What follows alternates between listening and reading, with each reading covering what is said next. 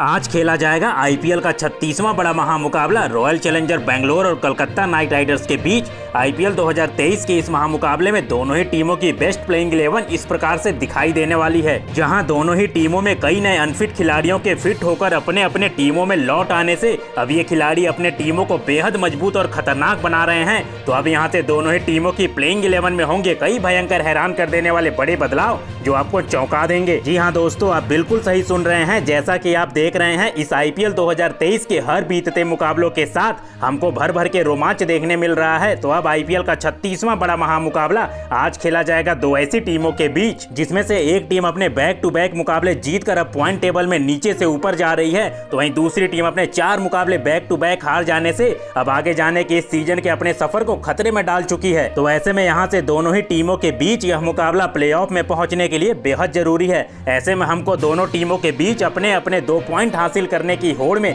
हमको जरूर एक बेहद रोमांचक मुकाबला देखने मिलेगा दोनों टीमों के बीच। जहां आज का महामुकाबला विराट कोहली की कप्तानी वाली रॉयल चैलेंजर बेंगलोर और नीतीश राणा की कप्तानी वाली कोलकाता नाइट राइडर्स के बीच खेला जाएगा। तो दोस्तों, इस वीडियो में हम आपको बताने वाले हैं यह महामुकाबला दोनों टीमों के बीच कब और कहां खेला जाएगा। इसके अलावा इस मुकाबले की शुरुआत कब होगी, रॉयल चैलेंजर बेंगलोर और कोलकाता नाइट राइडर के बीच आज तक खेले गए आईपीएल मुकाबलों के क्या रहे हैं आंकड़े, तो इन आंकड़ों के लिहाज से कौन सी टीम है एक दूसरे पे भारी। इसके अलावा इस महामुकाबले से जुड़े रॉयल चैलेंजर बेंगलोर और कोलकाता नाइट राइडर्स की क्या हो सकती है सबसे बेस्ट घातक और खतरनाक प्लेइंग 11, और कई अहम बातें जो आपको इस महामुकाबले के बारे में जानना है बेहद जरूरी। ऐसे में दोस्तों, आप हमारे वीडियो में नए हैं तो आईपीएल से जुड़े सारे छोटे बड़े अपडेट से अपडेटेड रहने के लिए चैनल को सब्सक्राइब, वीडियो को लाइक और शेयर करना बिल्कुल ना भूलें। आईपीएल 2023 का अब 36वां बड़ा महामुकाबला खेला जाने वाला है, जो विराट कोहली की रॉयल चैलेंजर बेंगलोर और नीतीश राणा की कोलकाता नाइट राइडर्स के बीच खेला जाएगा। जहां रॉयल चैलेंजर बेंगलोर ने इस सीजन धमाकेदार तरीके से शुरुआत मुंबई इंडियंस से जीत कर की थी,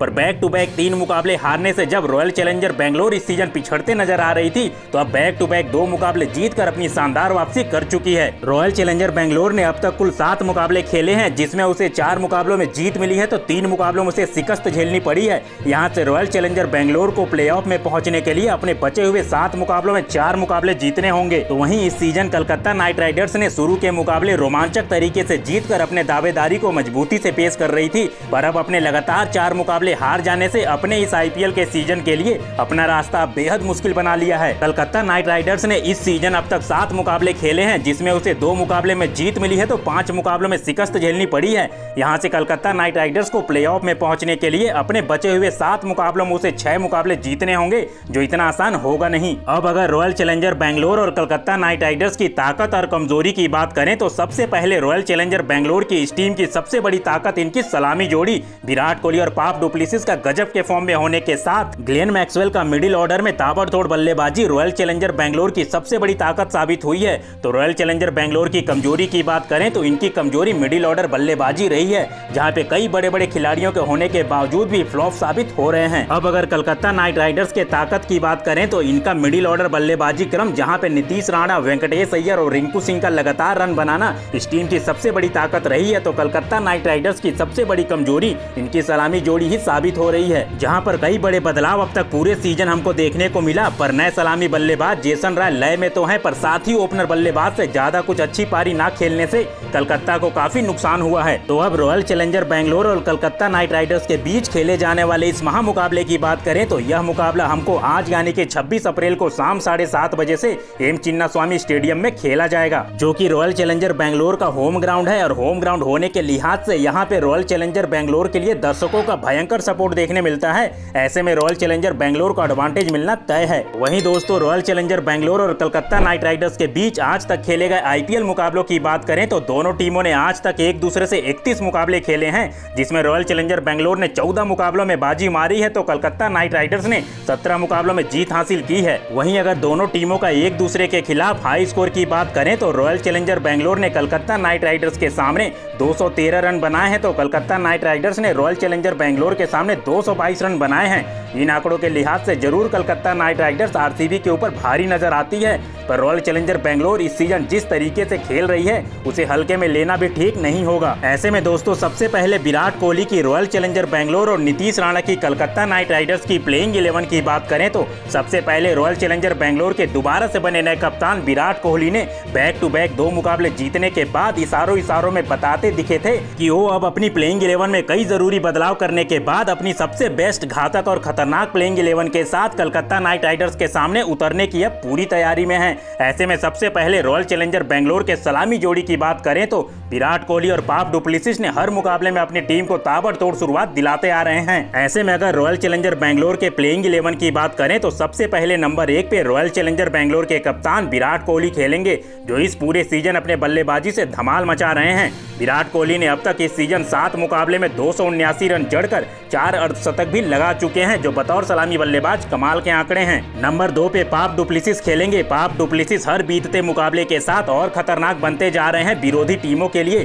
डु प्लेसिस ने अब तक 405 रन बनाए हैं, जिसमें उन्होंने 5 अर्धशतक जड़कर ऑरेंज कैप की रेस में सबसे टॉप पे चल रहे हैं। नंबर 3 पे महिपाल लोमनोर खेलेंगे, जिनका बल्ला अब तक पूरी तरीके से शांत ही रहा है। अब तक इनको जितने भी मौके मिले हैं कोई भी एक बड़ी पारी इनके बल्ले से देखने को मिली नहीं है। नंबर 4 पे ऑलराउंडर ग्लेन मैक्सवेल खेलेंगे, जो इस साल खतरनाक स्ट्राइक रेट से रन बनाते दिख रहे हैं। अब तक मैक्सवेल ने 3 अर्धशतक जड़कर हर गेंदबाज के ऊपर टूट के बल्लेबाजी करते दिखे हैं। मैक्सवेल रॉयल चैलेंजर बैंगलोर के खेमे में इकलौते ऐसे खिलाड़ी हैं जो अपनी खतरनाक बल्लेबाजी से किसी भी मुकाबले का नतीजा बदल सकते हैं। नंबर 5 पे विकेट कीपर बल्लेबाज दिनेश कार्तिक खेलेंगे, जिनका बल्ला अब तक बतौर फिनिशर बल्लेबाज पूरी तरीके से शांत ही दिखा है। पिछले सीजन दिनेश कार्तिक ने बेहतरीन बल्लेबाजी किया था अपनी टीम के लिए, तो अब उनको कुछ वैसी ही पारी खेलनी होगी। नंबर 6 पे ऑलराउंडर शहबाज अहमद खेलेंगे, जिन्होंने इस सीजन बल्लेबाजी तो उतनी की नहीं है पर बतौर गेंदबाज अपना काम बखूबी करते दिखे हैं। शहबाज अहमद ने जितनी भी गेंदबाजी अभी तक की है काफी कंजूसी से की है। नंबर 7 पे ऑलराउंडर वेंडू हसरंगा खेलेंगे, जिन्होंने अब तक अपने खेले 4 मुकाबलों में कंजूसी से गेंदबाजी करते हुए मिडिल ओवर में विकेट भी निकाल रहे हैं। बल्लेबाजी का अब तक कुछ खास मौका तो मिला नहीं है, पर अपनी बल्लेबाजी से ताबड़तोड़ रन भी बना सकते हैं वेंडू हसरंगा। नंबर 8 पे ऑलराउंडर डेविड वैली खेलेंगे। बेन पर्नेल की जगह पे डेविड वैली के खेलने से रॉयल चैलेंजर बैंगलोर की बल्लेबाजी में और गहराई आ जाती है। डेविड वैली ने बतौर गेंदबाज 3 मुकाबले खेले हैं, उसमें अच्छी गेंदबाजी करते हुए 4 विकेट भी चटकाए हैं। नंबर 9 पे स्लोअर स्पेशलिस्ट गेंदबाज हर्षल पटेल खेलेंगे, जिन्होंने अब तक अंत के ओवर में अपनी स्लोअर डिलीवरी से बल्लेबाजों को परेशान करके रखा हुआ है। हर्षल पटेल ने अब तक अपनी शानदार गेंदबाजी से 10 विकेट भी निकाल चुके हैं। नंबर 10 पे तेज गेंदबाज मोहम्मद सिराज खेलेंगे, जिन्होंने इस सीजन अब तक सबसे कंजूसी से गेंदबाजी करने के साथ हर मुकाबले में पावर प्ले में अपनी टीम को सफलता दिलाई है। सिराज ने अब तक 13 विकेट इस सीजन लेकर पर्पल कैप की रेस में सबसे टॉप पे चल रहे हैं। नंबर 11 पे विजय कुमार वैशाख तेज गेंदबाज खेलेंगे, जिन्होंने बतौर युवा गेंदबाज कुछ मुकाबले ही खेलकर अपनी गेंदबाजी की अच्छी छाप छोड़ी है। अब अगर कलकत्ता नाइट राइडर्स के प्लेइंग 11 की बात करें तो कप्तान नीतीश राणा ने लगातार 4 मुकाबले में मिली हार के बाद प्लेइंग 11 में कई बड़े बदलाव करने के साथ उतरने की पूरी तैयारी में है। पिछले मुकाबले में मिली हार के बाद इशारों में बताते दिखे थे कि रॉयल चैलेंजर बैंगलोर के सामने वो अपनी सबसे खतरनाक प्लेइंग 11 के साथ उतरेंगे। ऐसे में अगर कलकत्ता नाइट राइडर्स के सलामी बल्लेबाजी की बात करें तो यहाँ पे सबसे बड़ी समस्या कलकत्ता नाइट राइडर्स के लिए रही है, जहाँ पे कई बल्लेबाजों को मौका देकर देख लिया पर कोई भी अब तक सफल नहीं हो पा रहा है। हालांकि जेसन राय अपने खेले दोनों मुकाबलों में अच्छी बल्लेबाजी की है। ऐसे में अगर कलकत्ता नाइट राइडर्स के प्लेइंग 11 की बात करें तो नंबर 1 पे जेसन राय खेलेंगे, जिन्होंने अब तक केवल 2 ही मुकाबले खेले हैं, उसमें भी एक इनिंग में दिल्ली कैपिटल के सामने 43 रन तो चेन्नई सुपर किंग के सामने 61 रनों की ताबड़तोड़ पारी खेली थी। बतौर ओपनर बल्लेबाज जेसन राय ने कमाल की बल्लेबाजी की है। नंबर 2 पे विकेट कीपर बल्लेबाज नारायण जगदीशन खेलेंगे, जिनके बल्ले से अब तक किसी भी पारी में रन उस ओपनर बल्लेबाज की तरह निकल नहीं रहे हैं जिसके लिए वो जाने जाते हैं, तो इनके ऊपर भी अब इस मुकाबले में रन बनाने का दबाव जरूर होगा। नंबर 3 पे वेंकटेश अय्यर खेलेंगे, जिन्होंने अब तक देखा जाए तो कलकत्ता के लिए सबसे बड़े रन मशीन बन के उभरे हैं। अब तक केवल इनका 1-2 मुकाबले को छोड़ दें तो हर मुकाबले में ताबड़तोड़ बल्लेबाजी अपनी टीम के लिए करते दिखे हैं। नंबर 4 पे ऑलराउंडर कलकत्ता नाइट राइडर्स के कप्तान नीतीश राणा खेलेंगे, जिन्होंने शुरुआत के मुकाबलों में तो ताबड़तोड़ बल्लेबाजी करते हुए कप्तानी पारी खेलते नजर आ रहे थे, पर पिछले कुछ मुकाबलों से इनके बल्ले से अभी रन नहीं आ रहे हैं, पर बतौर गेंदबाजी अच्छी कर रहे हैं। नंबर 5 पे ऑलराउंडर अंद्रे रसल खेलेंगे, जिनका अगर अब तक का यह सीजन देखा जाए तो उनकी बल्लेबाजी और गेंदबाजी अभी तक काम चलाऊ ही लगी है। बतौर फिनिशर बल्लेबाज अब तक वैसी कोई इनिंग इनके बल्ले से नहीं निकला है जो मैच को फिनिश कर सके। नंबर 6 पे रिंकू सिंह खेलेंगे, जो हर मुकाबले में अपनी टीम के लिए 100% योगदान देते आ रहे हैं। रिंकू सिंह ने अब तक अपनी बल्लेबाजी से निचले क्रम में बल्लेबाजी करने के बावजूद 232 रन बना चुके हैं, जो तारीफ के काबिल आंकड़े रहे हैं। नंबर 7 पे सुनील नारायण खेलेंगे बतौर ऑलराउंडर। इस सीजन सुनील नारायण के बल्ले से तो नहीं पर अपनी गेंदबाजी से अच्छा काम तो किया है, पर 7 मुकाबलों में अब तक केवल 6 विकेट ही निकाले हैं, जो इनके कद को देखते हुए काफी कम है। नंबर 8 पे मिस्ट्री स्पिन गेंदबाज वरुण चक्रवर्ती खेलेंगे, जो कुछ मुकाबलों को छोड़ दें जहां पर उनकी गेंदबाजी महंगी थी, उसके बावजूद शानदार गेंदबाजी की है। मिडिल ओवर में गेंदबाजी करते हुए वरुण ने 10 विकेट चटका चुके हैं अब तक। नंबर 9 पे एक और स्पिन गेंदबाज सुयश शर्मा खेलेंगे, जिन्होंने अब तक अपनी गेंदबाजी से सबको हैरान करके रखा हुआ है। सुयश ने अब तक अपनी गेंदबाजी से 7 विकेट लिए हैं, वो भी काफी कम मुकाबले खेलकर। नंबर 10 पे ऑलराउंडर डेविड विजय खेलेंगे। इस सीजन अभी तक केवल एक ही मुकाबला डेविड विजय ने खेला है,